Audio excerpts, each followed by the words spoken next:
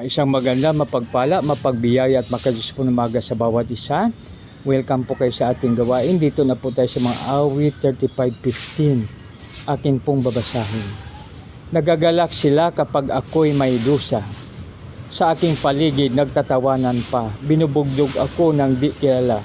Halos walang tigil na pagpaparusa. Purihin nawa ang Diyos sa pagbasa ng kanyang salita. Tayo manalangin. Panginoon, maraming salamat sa iyong salita. Maraming salamat, O Lord, sa iyong pagpapala. Sa pangalan ni Jesus, naming Panginoon tagapagligtas, at kayo magsabi ng Amen. Dito mga kaibigan, sa binasa po natin, nagagalak sila kapag ako'y may dusa. Sa aking paligid, nagtatawanan pa. Binububog ako ng di kilala. Halos walang tigil na pagpaparusa.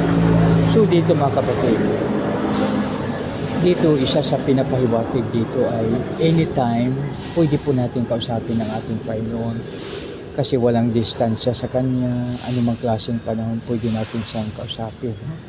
Pag tayo ay ginagawa ng hindi maganda ng ating kapwa, so pwede po natin isumbong natin siya, no?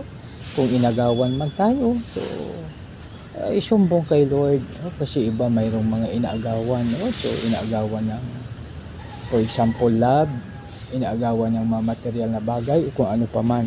Subalit, ano po ang sabi ng ating salmista?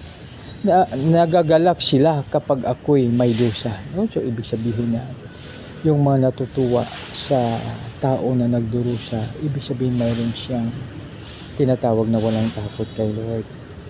Sa aking paligid, nagtatawanan pa. Binubugdog ako ng di kilala. Halos walang tigil na pagpaparusa.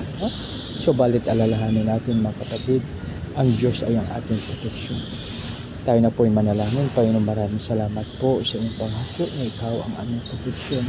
Ikaw ang aming gabay at patnubay. Lord, maraming salamat. Sa iyo lamang ang karuhang kalutian, O Lord, sa pangalan ni Jesus namin Panginoon at pagligtas. Amen and Amen. God bless us all.